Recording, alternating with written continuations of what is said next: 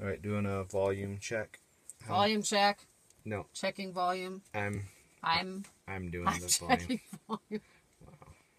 I'm checking volume. Time to go inside the camper. Inside of the door with that pesky sun bothering us. So the door has more than just a deadbolt type lock. So when you spin this, what it does is it locks. There is no deadbolt right here. You can see nothing's coming out when you turn it. But what it is doing is it's moving these little guys up and down. So there are 3 of them on the door. And so the door is latched or locked in 3 different places. And then when you turn this, or lock it with the back, or the outside, sorry, it will keep that handle from turning, and your door will be securely locked in 3 different places. Okay, and the door's thick, insulated. So the box is, the bottom part of the box, not including the bed, I'm almost positive I could measure it again if I need to, if someone wants me to. I'm pretty sure it's 6.5 feet long. This was a short bed pickup. And so keep that in mind when we get in here and we start looking at stuff. It's hard to get these angles. All right, we're gonna start in one corner and just work our way around, and I'm just gonna blah blah blah at you. So there's the sink under mount, which is wonderful. It's also a deep sink. When I got this thing, it had 2 little 6-inch deep side-by-side stainless steel sinks that were tiny, and they were silly, honestly. Now you can, get a pot in there and wash it. So this is the shower head. It's on about 15 feet of hose. It just pulls straight out. All that hose is under the cabinet, of course. And the shower head, well, we'll talk about the shower in a second, but you could go outside with that. If it's nice outside, we just stand on that bottom step down there. We take the hose out over the top of the door, and we just have a shower on the back porch, basically. If it's colder, the shower, you can see the aluminum frame down here. Get my finger in there. Where'd it go? There it is. So this aluminum frame, that's an inside shower in the floor. And then up here, these clips, that's where you clip on the shower curtain up above. That's how the inside shower works, and I'll bring that out in more detail in a minute here. So back to the sink. That's the shower head right there. That is the shower control. So this is on, and when you turn it, so that's hot and that's cold. And you can see I just pressurized it. That is a soap dispenser. That is filtered water. It's actually filtered twice. And there's your standard sink faucet. And that has spray and stream. And that soap just happens to fit perfectly right there. You can tell by the ring that it just lives there. That's good stuff. And then a little wire cage for the sponge and a couple other bars of soap. So the filter system, there are 2 filters. One is a larger kind of a sediment filter. So everything goes through, everything goes through that filter first. And then, wait, let me back up. First there's a screen in front of the pump, so that catches any big chunks that might get in. And then it goes to the big filter, which filters all the water, including shower and faucet and drinking water. And then there's a secondary filter with charcoal and all that good stuff for the drinking water, this little guy. Let's see, okay, pretty much covers that section. So there's our dish rag, and this is I think it's 22-inch TV. It's 12-volt Majestic, very high end. It resists temperature extremes and vibrations and all that good stuff. And so you can get one of the nice features of that TV is you can push one button on the remote and it does a scan and finds local stations if you want to watch them. Like I said, the we don't do that as much as I ever thought we would. What we do is that little box right there has a WD-TV, Western Digital, and it's a media player. So I've backed up all of my DVD movies onto a hard drive, which is Velcroed to the back of the TV. And then we have all of our, basically all of our home movies that we watch. Not home movies, but, you know, DVDs. And so we just watch them in the evenings once in a while. The window is the sights window. Actually, this one's smaller over here. We'll come back. Oh, sorry about that. Hope I didn't make anybody sick right there. So here's how the sights windows works. There's a little button. You push the button and that unlocks and allows you to twist the handle. You have 3 of them on each window. And then you can push the window open, and there are 2 notches. So there's the first notch. It gives you looks like about a 6-inch airspace down below. And then you can push it one more, you'll hear another click. So there's the second notch, and you can see it's almost vertical. It's just down enough to where it will keep the rain from coming in. The rain will roll off of that. And the beautiful thing about these windows is that you can leave them open in bad weather, in the rain. And if you're worried about the wind, it's no big deal, because if a strong gust of wind comes, it just lifts the window a tiny bit, and then it flaps closed, and then it just kind of hangs there. Another thing you can do, you can see it's a little tricky, but you can see there's a notch right there, and then this is a skinny edge, so you can latch that window there on that edge, and it leaves about, let me say, about a 1/2-inch air gap. So people actually do that when they store the RV to make sure airflow comes in. And then you might say, well, what if the bugs come in? Okay, so you have a screen, you just pull this down, it latches, so now you have a screen, and then you can pull these up together or independently, and then you have a shade. So it's all there, no curtains, nothing to worry about. Back to this the sights window again. So hard to see right here. Oh, there you go. So there is a crack. There are a couple cracks in this window acrylic. Oh, these are double paned as well, so you don't have an issue with the condensation and stuff, and insulation. You know, they're insulated. Well, they're not. There's nothing in there but air, but they're good in the cold weather. They're good in the hot weather. But this window has a couple little cracks in it. There's one over here too. They've been that way since I got it, and because they don't cause any problem, I just left them that way, but you can see the crack right there. They're also acrylic, so I don't know if you can see, you get some scratches from the bushes on them. You can buff those out. I just wax them when I wax the truck, and it takes some of it out. Not a big deal for me, because we just open them all the way, and then you're not looking at anything anyway. Alright, so there's the sights windows. Alright, after the TV, we've got a couple overhead cabinets here. Looks like they're about 1 foot deep, but remember the top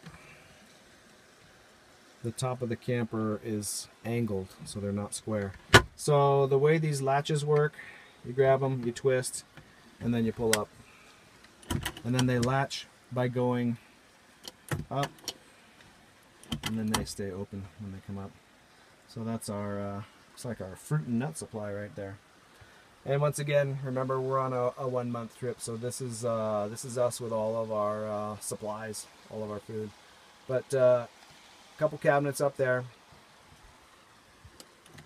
You can see that the camper's made very, very sturdily. That's not a word, is it?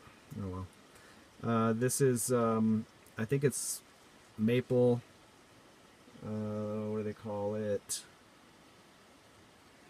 Cabinet plywood. It's multi-layered rather than the standard plywood, and they have a nice finish on them, kind of a lighter color. So those are spices up there. They have magnetic backs, Velcro bottoms, and they're sitting on a metal track, so they just pop right off and Stick right back on there. It's kind of an indication of how rough the road is. Every once in a while we'll have one fall down into the tray here, and then we know that it was a rough road. So that is a shelf that holds all the big things, cereal and chips and all those good things. Kind of a catch-all shelf, as you can see. Barbara's filled it up with all of her concoctions and ultra expensive, yeah, goji berries. Good. So this is the stovetop. That is made by Wallace, I believe. Wait, I think I saw it. Yep, there it is. There's the name. So that's a Wallace cooktop. That is about just over a year old. The old one was worn out. I sent it in to have a rebuild, and the guy said, yeah, this thing's 20 years old or something, and you need to replace it. So I did. Very cool cooktop. Takes a little bit to warm up. So usually in the morning, if we're just going to have tea, we just heat it up in the little camp stove here. The cooktop's nice for, it's good to cook on. You have the main burner here that gets the hottest, and then there's a second area over here, so the flame comes up here. Of course, it's all internal. No diesel smell, no diesel flame, anything like that. It exhausts out the side, and it even burns so clean that you can't even smell the exhaust if you go out there and stand right next to the little exhaust port that I showed you earlier. Anyway, main flame comes under here, and then it goes over here before it goes out. So this one is always maybe a quarter to a half less hot than the main one, if that makes any sense. So, you know, we'll cook a main meal here, and we'll put the tea kettle here, and this will heat up slowly, and that'll heat up quickly. So that's the Wallace cooktop. Pretty cool, actually. The controls are right here. Oops. And so this is just the set the temperature for the main one. That's the start, and it does have a high altitude compensation as well. You just hold the button in for 10 seconds and it will start. It'll light in high altitude mode. That's just a 12-volt outlet right there. And keeping with our theme of going around, we're kind of doing the high pass here.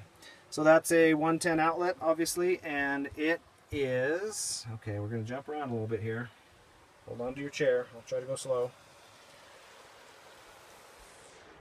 There are two 110 outlets in the camper, and they're both hooked up to a, sorry, try not to move so much. They're hooked up to a inverter that is 1,000 watts, and it is underneath the couch, and we'll see that when we go around that area. So I'm going to look at what we missed underneath here. The switch on the top right is for the water pump. It's actually a secondary switch, so we usually turn that one off. We're kind of paranoid about having the water pump switch on. And there's a primary switch for the water pump that has to be on before that one can work. So the tank watch is for the gray tank, the gray water tank, and that light will come on when your gray water tank is full, which pretty much never happens to us, and I'll tell you why some other time later. We'll get around to it, I think, in the front. Fresh water tank level indicator. There are actually 4 floats in the fresh water tank, so these are accurate, and you know, green full. Usually the full one goes away pretty quickly, and then it just sits on this 3/4 one. When you start getting orange, you're going to need water pretty soon. Why isn't my camera focused? And if you see red, you probably have 1 cup of tea left and you're done. Alright, this is going to be scary. We're going to open the cabinet underneath the sink, and that's where we keep our dirty clothes, so beware. Here we go. Oh, and there's the garbage can. Garbage can mounted under the door there. I was thinking about cleaning this up. You know what? Let's do some magic. Okay, under the sink storage. So there's a silver box under there. Yeah, like I said, this is where we throw all our dirty clothes. So this silver box, that is, where's my hand go? There it is. That is a 6-gallon water heater. I'll try to explain this. without getting crazy and saying too many times.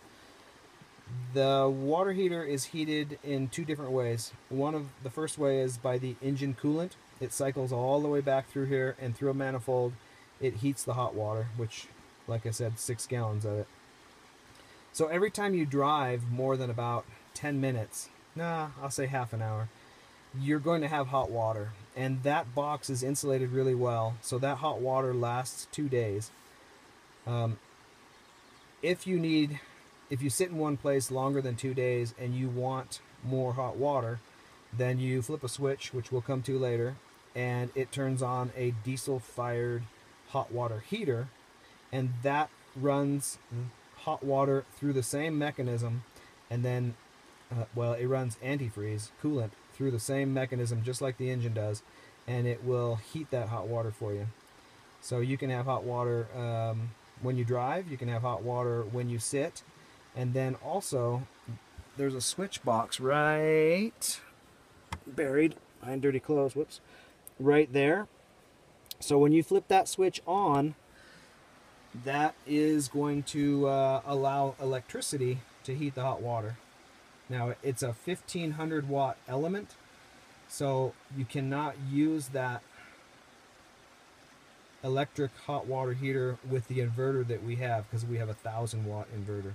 So you can only do that when we're plugged in. If you flip that switch on now and turn the inverter on, it just trips the inverter right back off.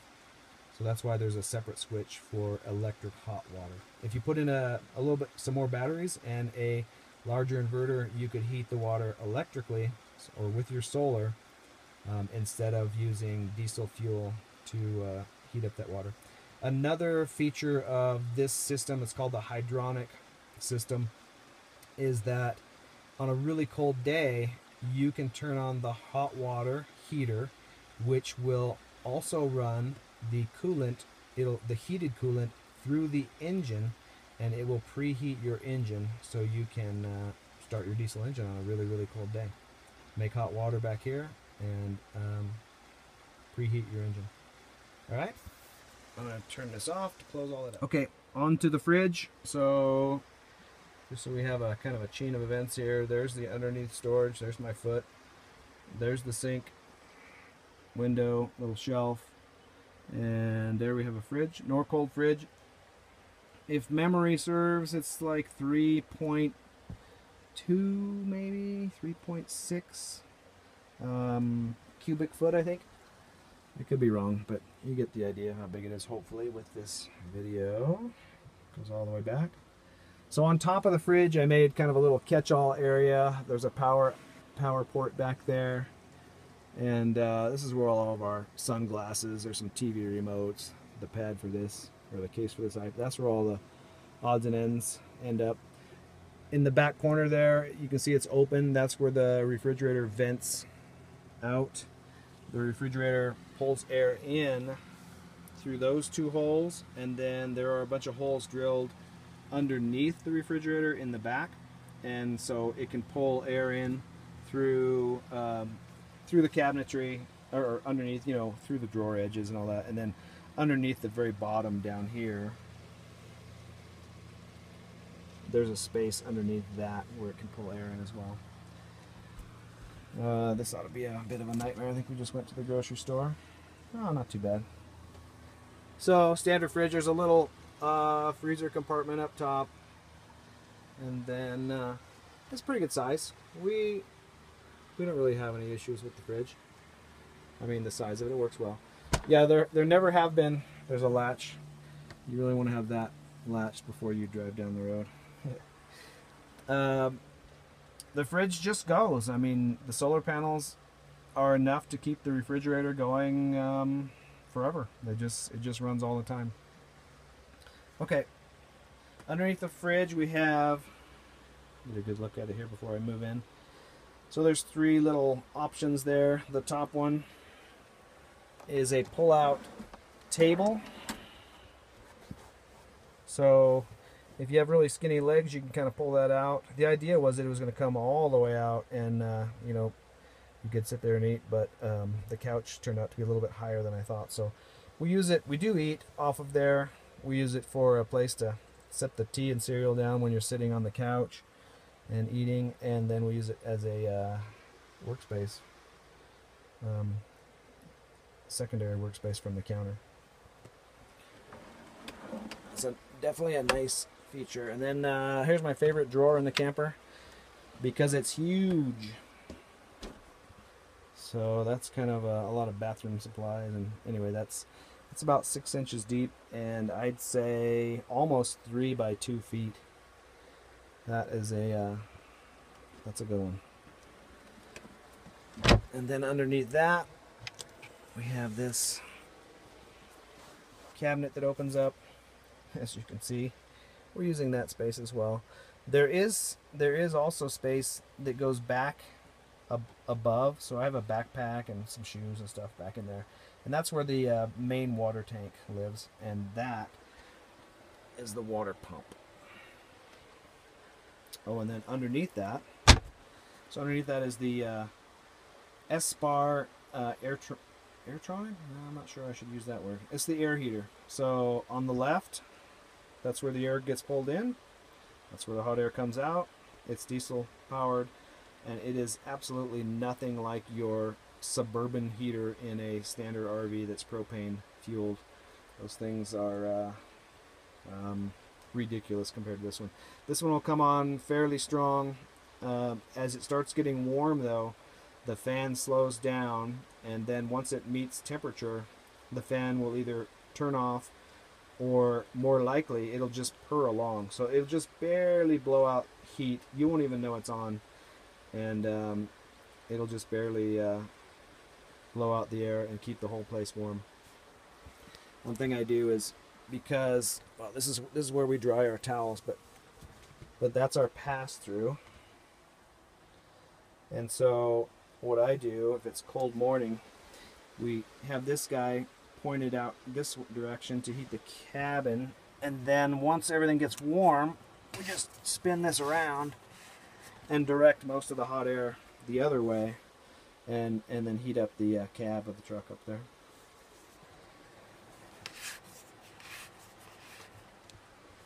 Okay, so the pass-through,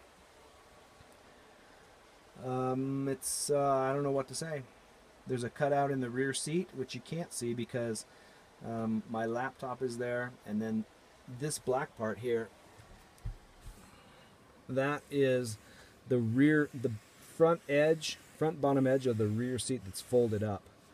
So when the bikes aren't in here and this is down, then you have a smooth pathway right up to the front, and you can take everything out, including, it's hard to see, but see where the dog is sleeping up there? You can take, she's sleeping on an elevated platform. You can take all that out and make a pretty smooth transition up to the front. Okay, working our way up to the bed. The bed is about, boy, I'm going to mostly be guessing here. I'm going to say it's about 74 inches long, and it's about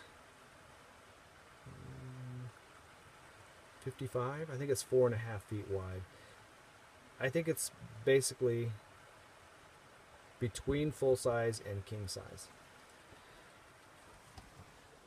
We both sleep up there. We 2 people and a dog, and I will admit it is tight for us, but that kind of gives you an idea. I'm 5'10", and I can easily lay in here without my head or my toes touching either side.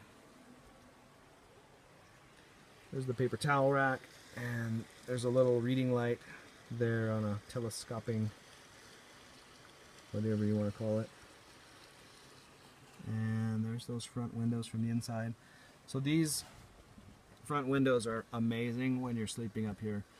What you can do is if it's a warm night, you close all the other windows except for these 2, and then you turn the fantastic fan on with the thermostat. You turn it on to exhaust, so it pulls air through these windows right across you and then out the top. And then when it gets cool, because the fantastic fan has a thermostat on it, it just goes off, and then you don't even wake up, you don't even know. There's a little space right up there on the front edge See if I can get up here. So there's a little wood border there, and it's about 6 inches deep, I think. But it's big enough to where we put all of our bike clothes up there, and hats, and here's a first aid kit and rain jackets, and it's just another, in a small camper, every tiny, every square inch counts. So we use that for our goodies. There's the other window. So this measurement from here to the top of the bed, the top of the mattress, that measurement is 18 inches. So half of the bed has 18 inches of clearance, and the other half of the bed, you can see hopefully, is much bigger because of the way the roof slants down, if that makes sense. Okay, coming around, there's another reading light, and this is the heater control for that. Hey, look, it is S-bar. Focus. So this white knob, that's a thermostat. We really don't move it much. We just leave it right there. You flip the switch on and the air heater comes on. Once again, everything works. There's the window we looked at earlier. So this is the controller. So the lights, it's an LED strip. Okay, hold on to your chair again. We're going to spin around. It's an LED strip that goes all the way around the top. All the way around the top.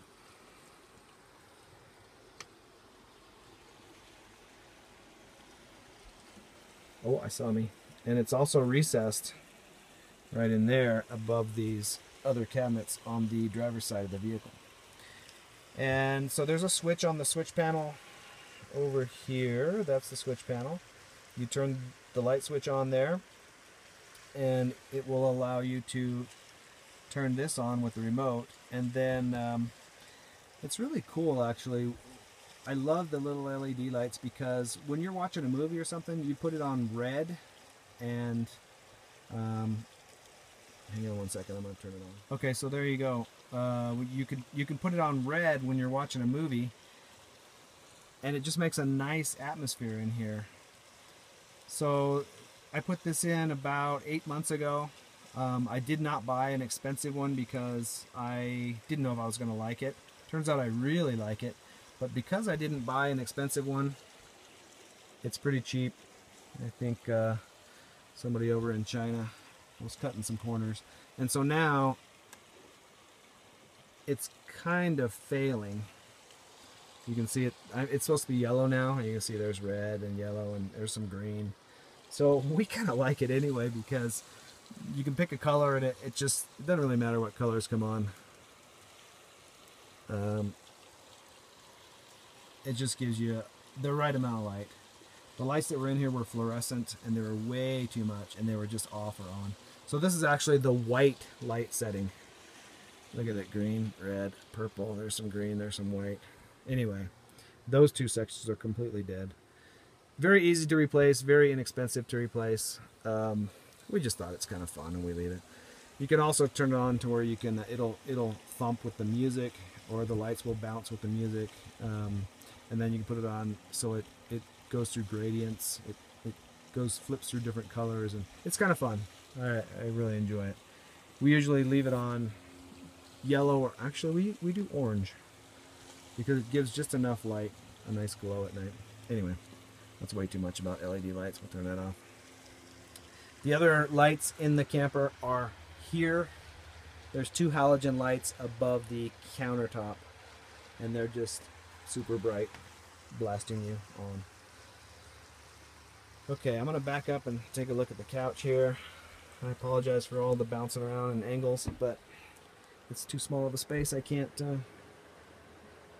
them. I need a wide angle fisheye or something like that. All right, so this is the couch, and that's how it normally sits. It's very comfortable. It's I think 6.5 feet long, and it's about 2 feet wide here at its widest, and then it narrows down right there. It's good to sleep on. Great, you can easily sleep 3 people in here very comfortably. And I'm going to pull all the cushions off so I can show you what's underneath now. Alright, we're back to the couch now. I've removed the back cushions, the rear cushions, so I can show you what's going on here a little bit better. So this main cushion lifts up, and there is a lot of storage underneath. It doesn't go all the way down. This storage compartment goes down about a foot. Goes down about a foot right here, and then underneath that is where the batteries and the fuses are. And there's even some storage under there, but I wouldn't put anything that can't get dusty and stuff. Or you definitely wouldn't want to put something that might roll into some wires. Shouldn't be any wires exposed, but just for safety. The middle cushion does not, I mean, it'll come off, but it doesn't hinge up or anything. But we have two large drawers under here. And these drawers pretty much hold all of our utensils and cooking supplies. So we have a pot and a pan, 4 plates, some Tupperware, a tea kettle, and cutting board. So that's holds everything in there. That's a big drawer. Same latches throughout.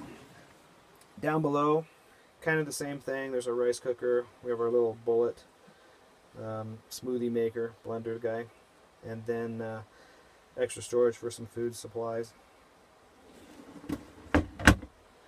And under the third section, by the dog dishes there, we have the magic. Okay, so you rip that cushion off, and then this hinges. There's a little hole there, so you can reach in and lift it up. You can see that folds down, and then it just kind of latches up under the cabinet there. And this is our composting toilet. You can look it up online. It's a Nature's Head composting toilet. Wonderful, wonderful invention. You will never go back to any kind of black water system after you've had one of these. And I'm not going to go into detail about it here. There's a write-up on my blog, FirstRoamer.com, where I tell about installing it and how it worked and all that good stuff, how much we love it. Anyway, that's where the serious business happens. And then we've replaced the front P tank with some PVC piping that gives about the same capacity. So when we're camping in a place like this that's just wild, we actually just, the pee just dribbles onto the ground just like when you step out and pee on a tree. But we have the option with this lever right here to close a valve, which then stores that pee for, we could probably go probably 3 days. And you know, if you're camping in someone's driveway, you would want to do that. You obviously don't want to be peeing on their driveway for 3 days. But you'd probably be in their house anyway. So that's a good option. We rarely use it because we almost always camp in places like this. And let's see what else is in there. So those are the two filler ports for the diesel fuel that you saw from the outside. And that is a 110 volt breaker box. So the outlets are GFI and there are breakers. And I think that's all that's in there. Now also behind the two drawers here, we have the inverter, and we have a, let's see, what do you want to call it? It's an automatic switch, so when you plug in, it will automatically switch between inverter and shore power. So you don't have to go flip a bunch of switches, so you don't start backfeeding power anywhere. Alright, I think that covers it. We will come back and talk about the panel. Alright, I forgot something important there. I was putting the couch back together, and I forgot about this contraption here. What the heck is that? So that is a table. It folds up against the wall when you're not using it, and then it folds down and slides on that track so you can put it anywhere you want on the couch. So here's what you do. Let's see, I might try to set this over here. See how that comes out.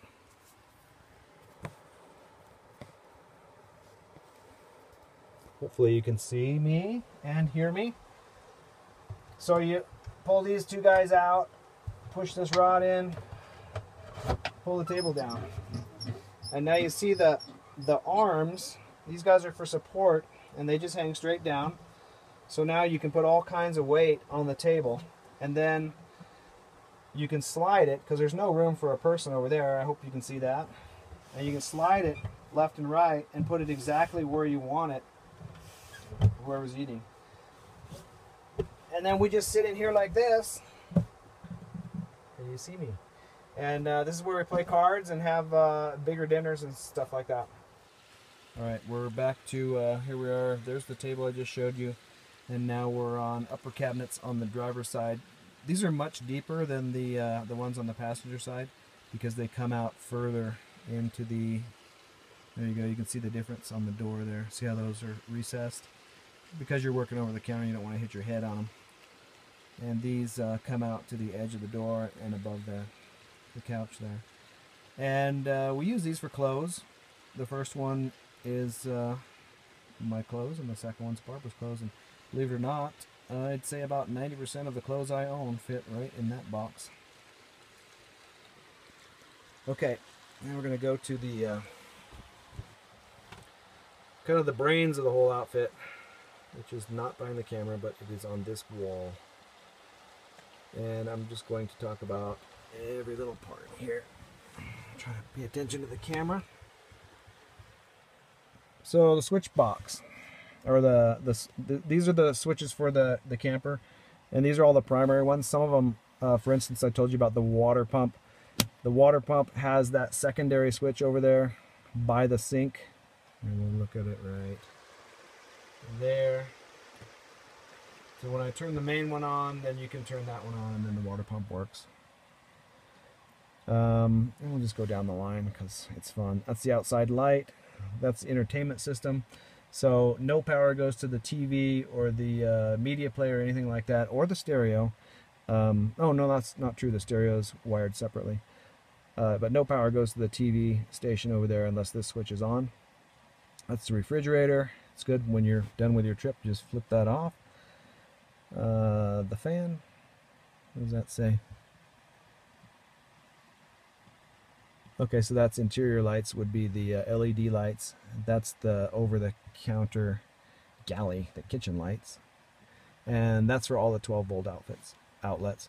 So I wanted to be able to turn everything off so you don't have anything using power, which is kind of silly because the solar panels keep everything charged up anyway. And you can also, there's a disconnect for the solar system, and there's a disconnect for the front to rear batteries, and see, there's also a disconnect from the batteries to everything. So there are 3 main disconnects that are underneath the couch there, on where I think I said the batteries were. Anyway, all right, so that's the switch panel, and bugs me to see these on because they're not being used because I turned them on for the lights. All right, this little guy right here is that's a connecting, that trips a relay that connects the front to the rear batteries. So if ever you need to use the front batteries, if your rear batteries are too low to, I don't know, have a light or something, you can. And you can also use this to send some rear battery power to the front batteries. So there's a switch here. There's another switch in the front that does the exact same thing. They're both wired to the same place. When I flip this switch on, the light comes on, and it also turns on a light up on the dash so you can see that this switch is on, and it works the other way as well. If that switch up front is on, this light will be on, and you'll know that you have the batteries connected. It's not something that you need to do very often. It's one of those things where, oh, I killed my main batteries because I left my lights on, so I need to start the truck, so you can flip it and send it forward. Also, if the truck's parked for a long time in a place and it doesn't get driven, sometimes in Mexico we sit without driving for a month maybe, and then I'll come out here and I'll flip that switch on for a day, and I'll let the solar system top off the front batteries. So this guy right here, that is the hot water heater that I was talking about earlier. You can actually program it to where it will come on at 4 in the morning, let's say, and so you'll wake up to hot water. It can also come on to preheat the engine. You know, let's say you're working in Alaska and you gotta be at the job at 7, so you can have that thing come on at 6 a.m. and then when you jump in the cab, the engine's already preheated and the heater's going to be hot and all that good stuff. So it has a timer, or you can just turn it on. That's the solar controller for the, what did I say, 310 watts up top. And that's, we're in the trees here. I think you saw that, so we're getting almost no amperage right now. And that'll flip between battery voltage and the amperage coming in. I've been watching the amperage, so I've been keeping it there. So this guy, Victronic, that's a really cool device. That's kind of the, it's the display system for what your batteries are doing. I have a shunt on the battery system, so you can tell when power's coming in or going out. So this guy says it's 12.3 the batteries are. We've been sitting here for a while, so they're pretty low in the shade. So 0, that's funny. 0 means that there's no power going in and there's no power going out. So that 0.7 amps that are coming in are just enough to power, let's see, what do I have on? Not the fridge. I have a few lights on here and there, and I have, see, like just those tiny lights, and there's a light over here on the water tank level gauge, and there's a tiny fan that always runs in the composting toilet. And it's never exactly right. You know, it might be 0.4 that it's the system's really using, and that says 0.7 coming in. But what you can do is you can turn on, so let's turn something on here. Let's see, what am I going to get to run? So I'm going to turn on these galley lights. I know they use pretty good power, and they have another switch right here. So the switch is on, but because the main switch is not on, the lights aren't on. But now we can do this. Now we can flip the galley lights on, and we can watch how much power they use. And they use 1.4 amps. So you can see the minus sign. So now we have 1.4 amps going out of the battery system. Flick this switch to the right, and we can see we have 65 amps available in the batteries. So you can do the math and see how long that light could run if nothing else comes in besides 0.7. It's kind of cool.